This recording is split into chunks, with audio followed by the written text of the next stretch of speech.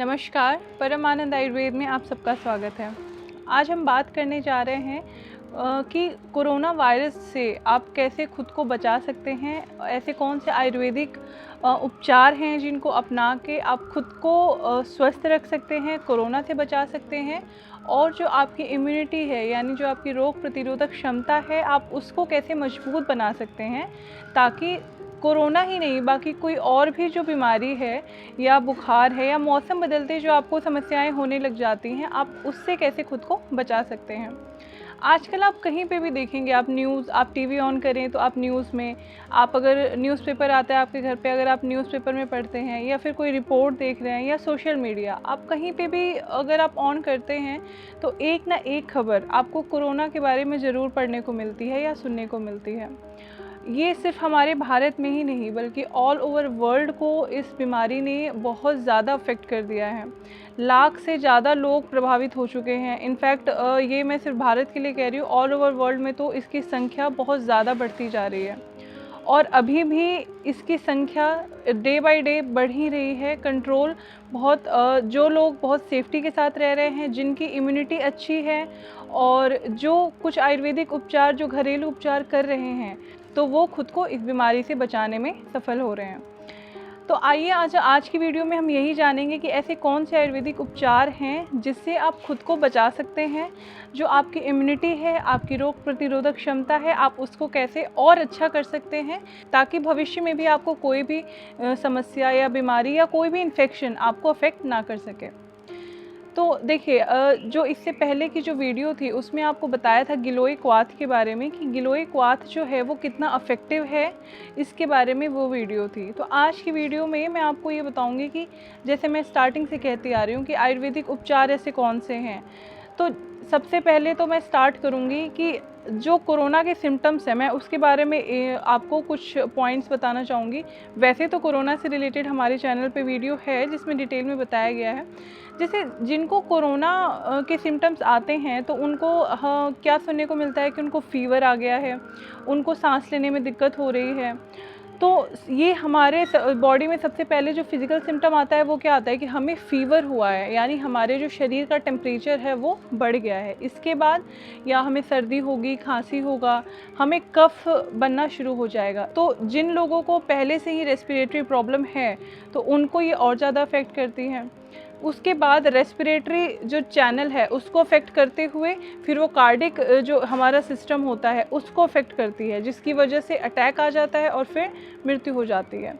तो कहीं ना कहीं इसके पीछे जो एक मेन रीज़न है, जो मेन कॉज़ है, वो ये है कि जो हमारे शरीर की जो रोग प्रतिरोधक क्षमता है, जो हमारे शरीर की इम्यूनिटी है, वो बहुत कमज़ोर हो गई है, जिसकी वजह से हम बहुत जल्दी जो एक्सटर्नल एनवायरनमेंट है या फिर कुछ भी ऐसा चेंजेस हो रहे हैं हमारे एक्सटर्नल एनवायरनमेंट में, उसकी वजह से हम बहुत जल्दी उससे अफेक्टेड हो जाते हैं, बहुत जल्दी प्रभावित हो जाते हैं।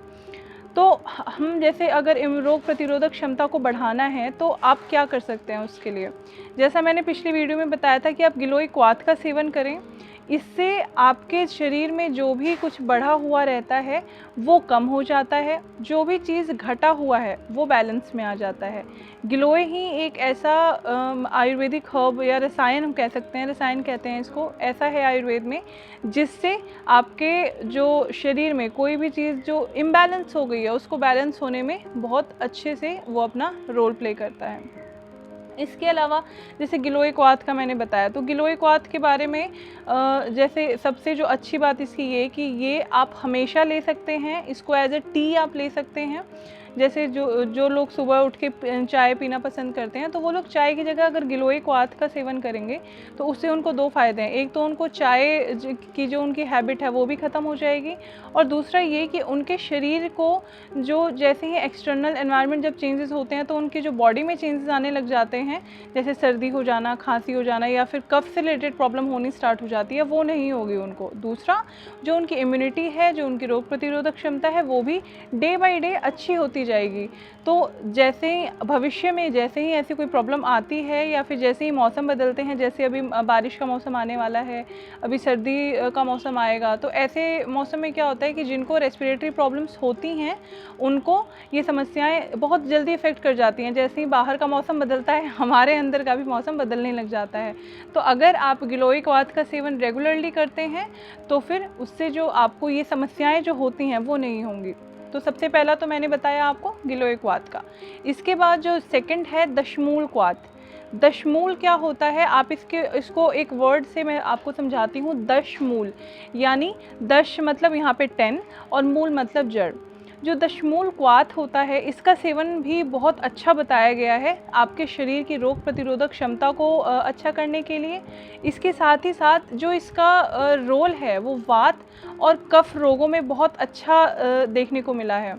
तो वात और कफ यानी कफ जो प्रॉब्लम हो गई वो क्या हुई, आपको सर्दी हो रही है, खांसी हो रही है, आपको कफ बन रहा है, इसके अलावा आपको फीवर आ रहा है। तो ये जो प्रॉब्लम है, जो कोरोना के सिम्टम्स मैंने आपको इसीलिए स्टार्टिंग में बताए थे ताकि आपको आगे थोड़ा समझने में आसानी हो।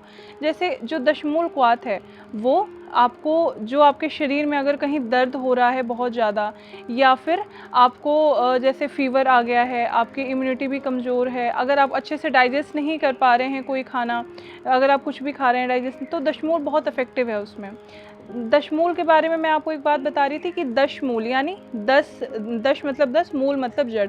ये 10 प्रकार की जड़ी बूटियों के जड़ से मिलके इसको बनाया जाता है, जो कि बहुत अच्छा होता है। जैसे कुछ इसमें मैं एक दो नाम आपको बताना चाहूँगी, जैसे शालीपर्णी हो गया, छोटी कटेरी, बड़ी कटेरी। तो ये कुछ ऐसी चीज़ें हैं इसके साथ मिलके, तो उसको मिला के दशमूल क्वाथ बनाया जाता है।